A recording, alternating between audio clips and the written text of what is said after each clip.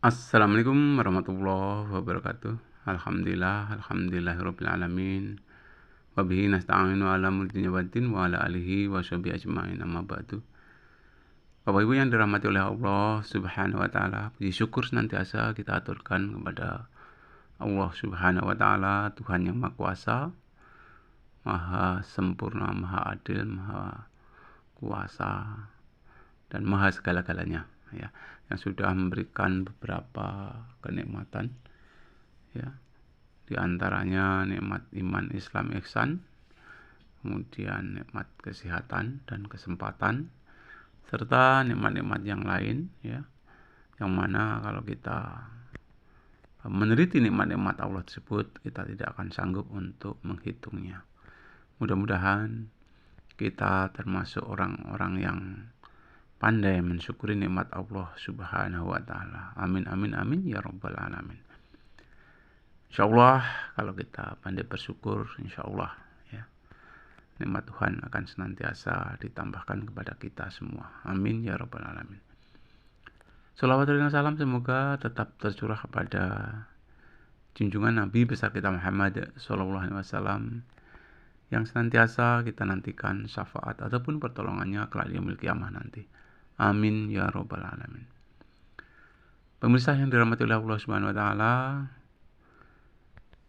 kehidupan di alam dunia ini berbagai macam, ya. Ada kalanya jadi seorang petani, ya. Ada kalanya jadi pegawai wira swasta, ya. Ada kalanya jadi pejabat negara, ya. Dan juga ada kalanya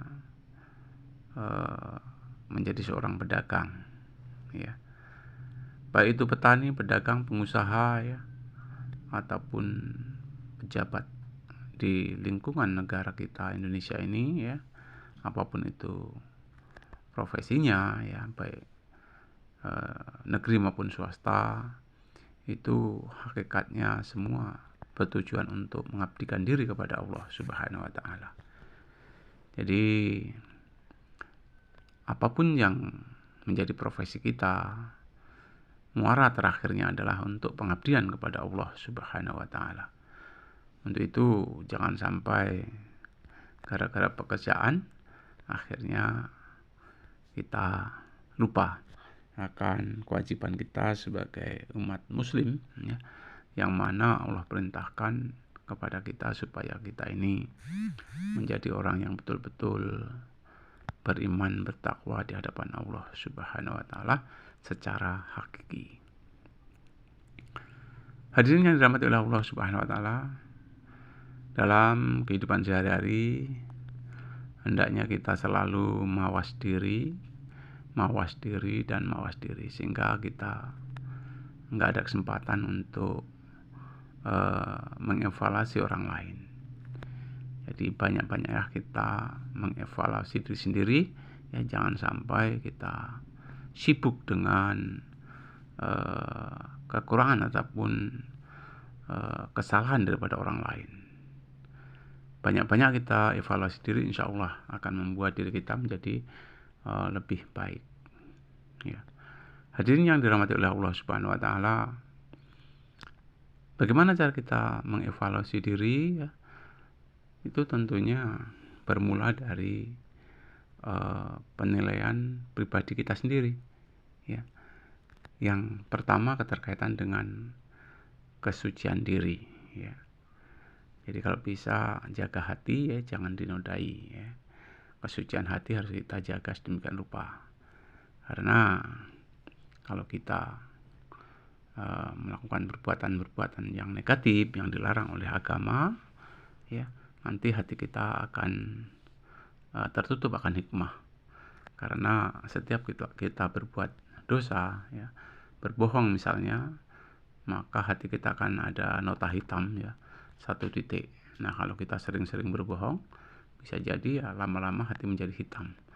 Kalau hati sudah menjadi hitam, ya, ini hikmah apapun sulit untuk bisa diterima oleh orang tersebut. Jadi kesucian diri harus kita jaga sedemikian rupa, ya. Hati kita harus kita jaga sedemikian rupa. jangan sampai kita ini membicarakan, mengevaluasi orang-orang yang sebenarnya bukan kewenangan kita untuk mengoreksi orang-orang tersebut. Hadirin yang dirahmati Allah Subhanahu wa taala, sebagai manusia yang sempurna tentunya kita berharap supaya kita ini jadi orang yang rapi, rapi itu juga insya Allah mendekati kaitannya dengan keimanan. Siapa yang rapi insya Allah dekat dengan iman. Rapi itu hakikatnya disenangi oleh Allah, karena orang yang rapi itu biasanya juga orang yang sangat teliti, baik itu aksesoris maupun kerapian di dalam berpakaian, kerapian di dalam tempat-tempat ibadahnya, tempat-tempat di rumahnya sendiri, itu perlu rapi. Sehingga orang-orang tertentu ada yang menulis di dalam kamarnya itu, rapi itu perlu kita lestarikan. Nah, jadi kerapian itu perlu kita lestarikan. Ya, jangan sampai istilahnya itu ceroboh, kalau bisa yang rapi. Hadirin yang dirahmati Allah Subhanahu wa taala, hidup ini tentunya kita harus perlu ketenangan, ketenangan. Jadi kita nggak usah terburu-buru kalau kita akan melakukan suatu perbuatan, karena hakikatnya kalau kita terburu-buru itu mengikuti hawa nafsu setan. Biasanya ada saja permasalahan kalau kita melakukan perbuatan itu selalu terburu-buru.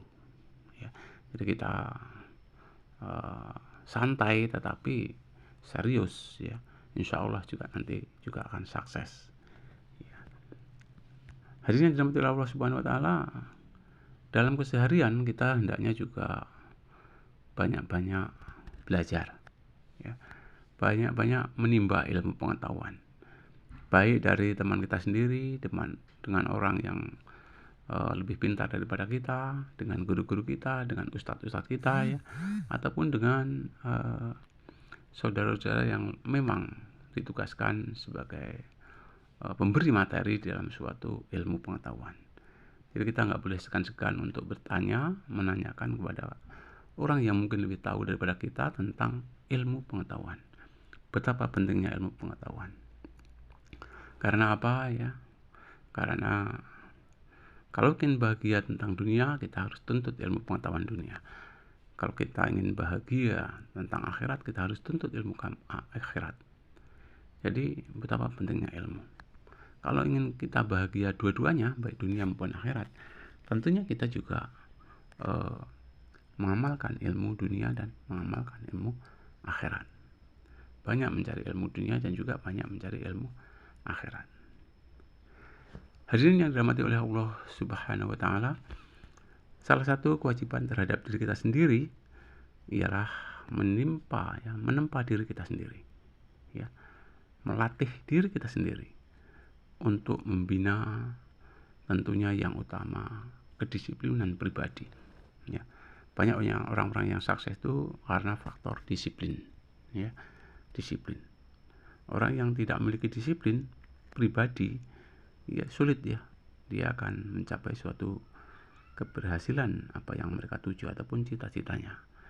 Jadi disiplin merupakan salah satu kunci keberhasilan di dalam kita menggapai suatu tujuan. Disiplin pribadi dibutuhkan sebagai sikap yang terpuji, yang menyertai kesabaran, ketekunan, kerajinan, kesetiaan, dan lain-lain. Itu perlu kita miliki. Bapak Ibu hadirin yang dirahmati oleh Allah Subhanahu wa taala, mudah-mudahan kita semua ini memiliki disiplin pribadi yang tinggi, dan mudah-mudahan dalam hidup dan kehidupan ini kita bisa mengajak saudara kita ke arah yang benar. Karena jagalah dirimu dan keluargamu dari api neraka, itu perintah Allah, ya ayyuhalladzina amanu qu anfusakum wa ahlikum nar. Jagalah dirimu dan keluargamu dari api neraka.